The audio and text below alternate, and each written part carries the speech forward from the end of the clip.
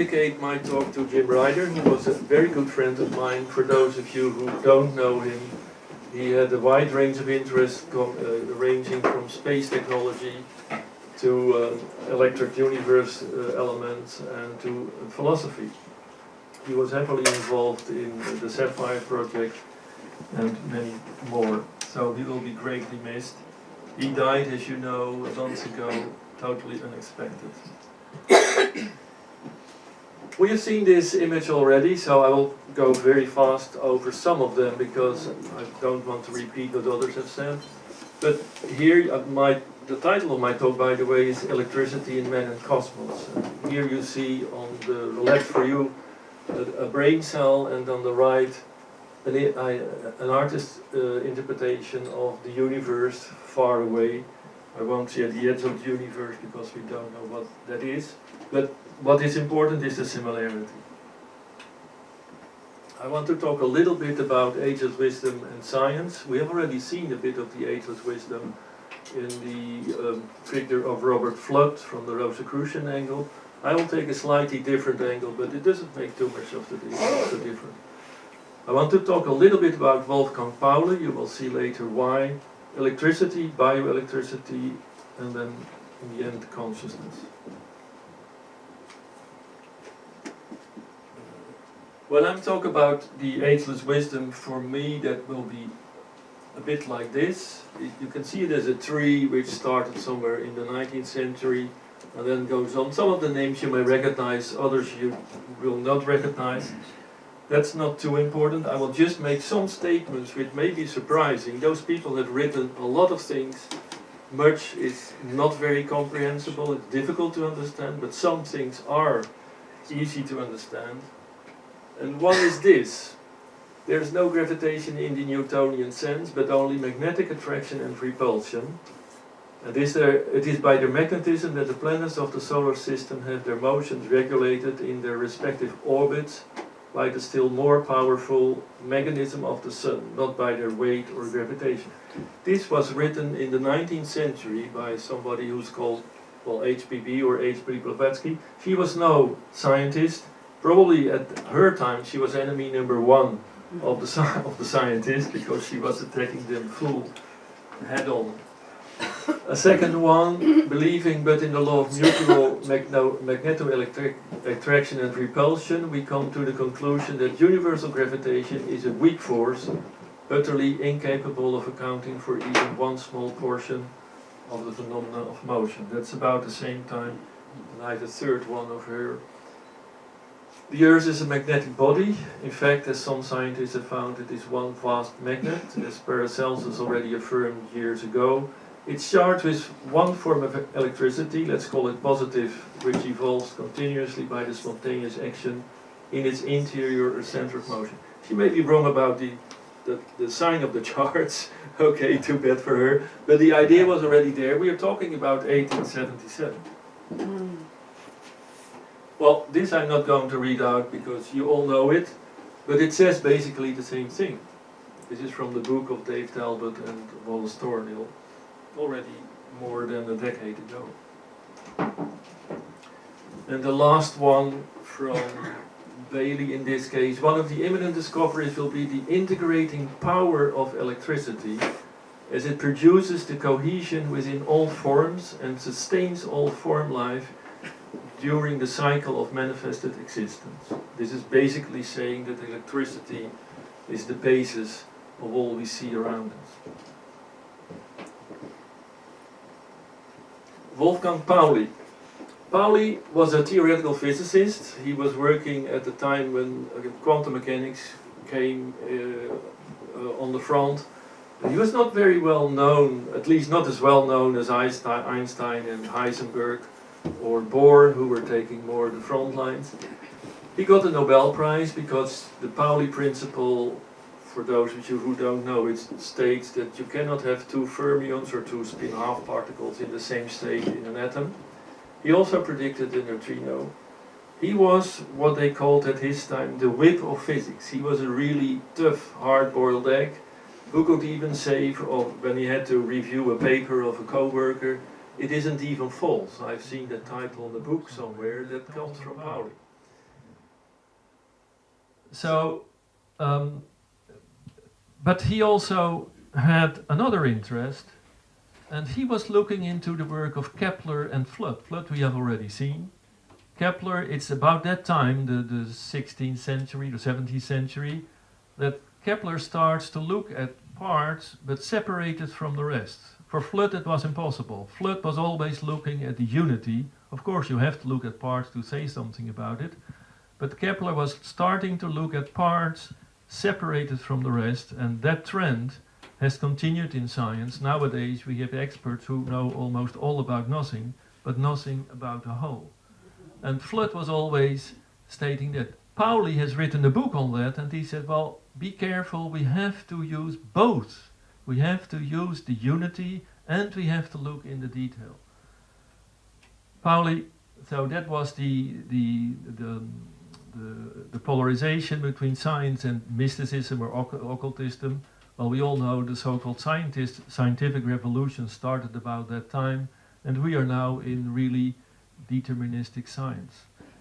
Pauli also loved a bottle of wine, and even after having drunk a bottle of wine, he could even write a very good scientific paper. But in the end, it became a problem for him, and he looked for advice with Carl Jung, who lived at the same time. He tried to work together with Jung. I'm not sure whether he really, for his wine problem, whether he followed the advice of Jung, but he had a very good collaboration, and he has been several years in contact with Jung. What few of you know, because in university they will never talk about this, about Pauli. They will tell you the Pauli exclusion principle, maybe that he was a bit a hard-boiled egg, but that's all. However, after the death of Pauli, it became clear that the dreams which Jung is talking about in all of his analysis were the dreams of Pauli. Pauli was a very intuitive man who had a lot of typical dreams, and I could talk hours about it, but I won't, don't worry. So what I just want to stress is, when you talk to somebody, you never know who you're talking to. In the physics labs, Pauli was a hard-boiled egg. There was another problem with Pauli, which for the experimentalists, they call it the Pauli effect. When he would come into a laboratory, always something of the equipment would go bust. So there were even people who didn't allow him into the laboratory. That's the other Pauli effect. But okay, just to tell you that this was a man with really two sides, and maybe there are many more people, even amongst us, who have different sides, which we don't really want to show.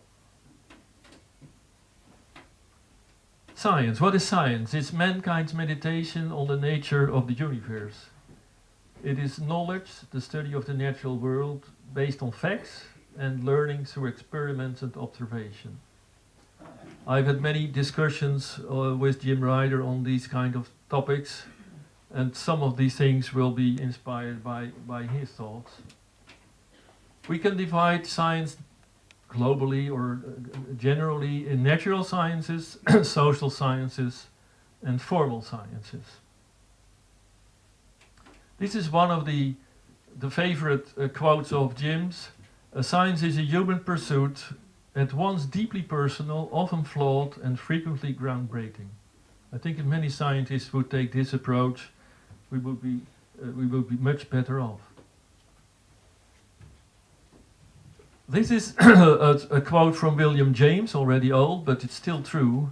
First, a new theory is attacked and absurd, then it's admitted to be true but obvious and insignificant. Pauli could also say this. And then finally, seen to be so important that its adversaries claim that they themselves discover it. That's what we call a paradigm shift. But it's the way things go. Something which is not in our favor is that's Thomas Kuhn, who has written a whole book about paradigm shifts. A new scientific truth does not triumph by convincing its opponents and making them see the light, but rather because its opponent eventually die and a new generation grows up that's familiar. This is, I think, Max Planck who said this. It's not in our favor because people are living longer, so our opponents will also live longer. But change is there. This is an old quote from Tesla. If you want to find the secret of the universe, think in terms of energy, frequency, and vibration. And I will go a little bit into that. For physicists, light is what you see there. Don Scott can much more better explain it than me. But at the same time, do we really understand what light is? If we look at it in a wave, it is massless, it can be polarized. Theoretically, it can be affected by gravity. But if you look at it in particles, we can see it both as a particle and a wave, or neither of the two. This is one of the big problems of the way we are looking at physics. At the same time, we know that it works very well. Even though we don't understand what it really is, we know how to apply it. All our equipment, even this screen, etc., is working on the effects of electricity. We know the Maxwell equations, we know how to apply them. And the result is all this technology which we have. But really understanding what it is, we don't. The same with light. This was Jim who also said this, I think, a year ago at the EU conference. And he kept repeating it. All we know, well, of course, astronomy is all based on what we see in light. Light, you should stretch a little bit beyond what we see with the eye. It's all the infrared, ultraviolet, and all the other frequencies now, which, by the way, give us those awesome images of the universe. It reveals what is hidden, factually and metaphorically. Factually, that's materialism in matter and technology, but metaphorically, it is revealing what is hidden behind what you could call the outer garment of matter. Enlightenment, we get an achievement of clarity of our perception. You know, you can say shed some light on it. That's not really the waves you are shedding on it. That's another interpretation of what we mean by light. We interpret what we see in the light of what we believe. And once again, in this context, that quote about what science is. Electricity. Well, we know a lot of physical phenomena. We talk about electrons and protons, part of a single phenomenon which we call electromagnetism. Electricity is used for many of those kind. We have seen a similar slide like this, so I'll skip a little bit over this. The only thing I want to emphasize is we don't really know what electricity is. To my mind, we don't even know what charge is.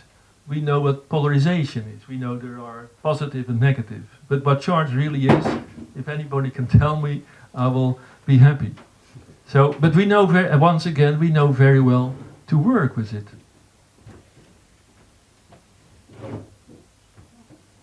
The ageless wisdom, and is electricity the basis of everything? I think yes. In the ageless wisdom, it is certainly stated, the Eastern teachers say that in the mystery of electricity is hidden all knowledge. And when you have faith in that, we shall know all there is to be known. In the human body, there are all these things. If we focus to a human body, we see the elements which are classical medical science will look at the elements and the cells like chemical components, but more and more people are looking them as electrical components.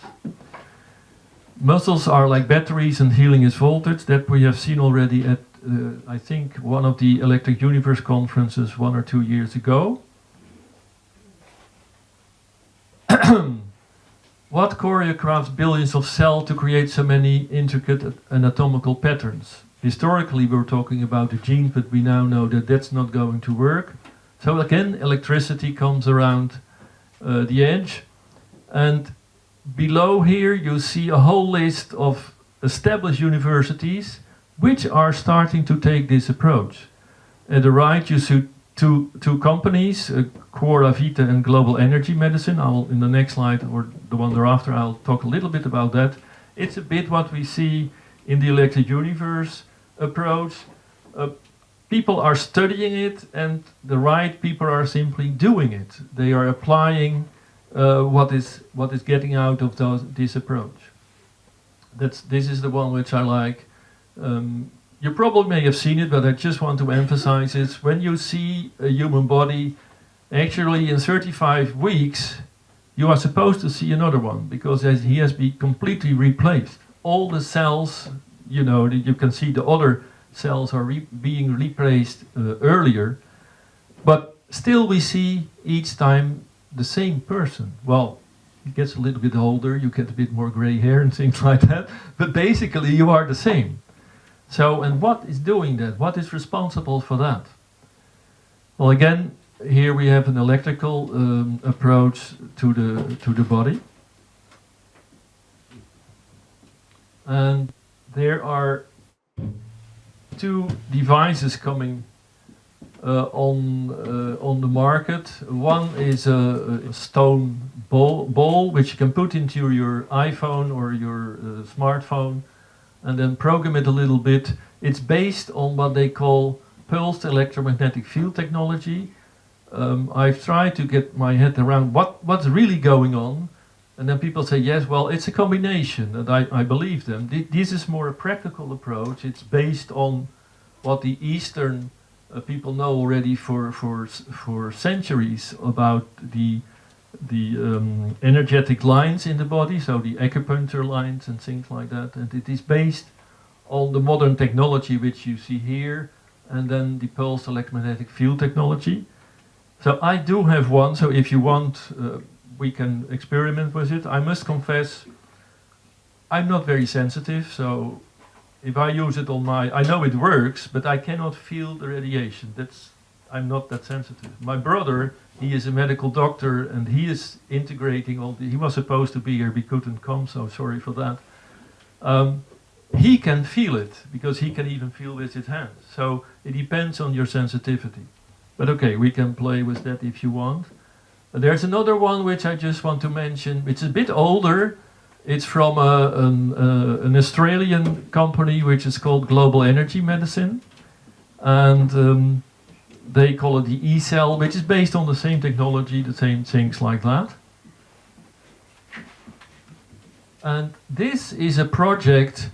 I will not compare it to Sapphire because it's different, but there are certain similarities in the sense that this is a huge project which this guy in Perth in Australia is setting up, where he wants to really understand what's going on.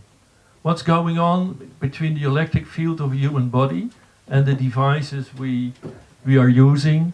And he wants to assemble neuroscientists, nanotechnicians. Well, you see all the different disciplines, which he wants to combine into one project to really find out what's going on. The name of the guy is Laurie Farrow, and if you Google him, you will probably find him. I've met him several times, and he is really on a very big project.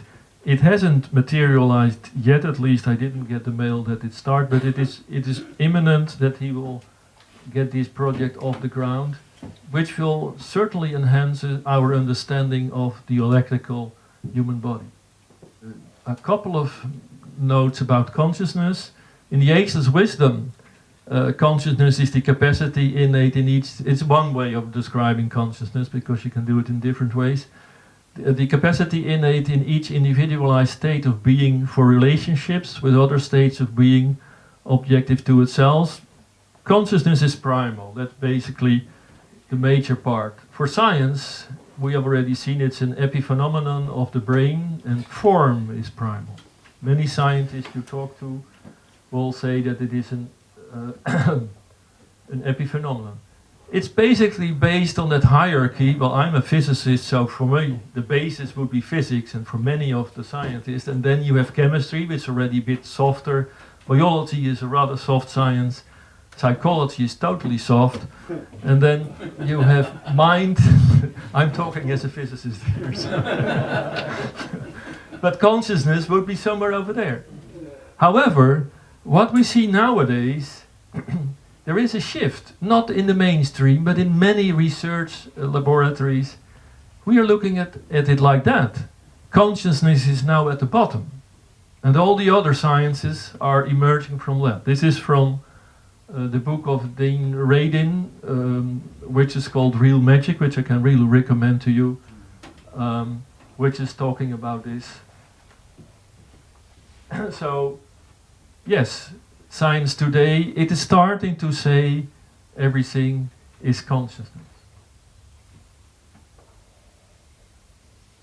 You can see here philosophers are saying it, Thomas Nagel, David Chalmers, biologists are saying it. If it is too small, Darwinian theory must explain complex intelligence creatures' emergence, which it doesn't. Physicist, Lee Smoling, I have already seen him in another slide. David Bohm, consciousness is intrinsic, telepathic communication is the norm. Those are statements of real physicists, not the mainstream, but there are really physicists who are starting to say it, and we see nowadays, it's about 5-10 years, that there are really scientific researches being done to conscious evolution, near-death experiences, life after death, reincarnation, you name it. We see the brain more as a receiver, so there must be something primary, which would be the soul. Scientific science is also studying consciousness and the existence of the soul. Thank you.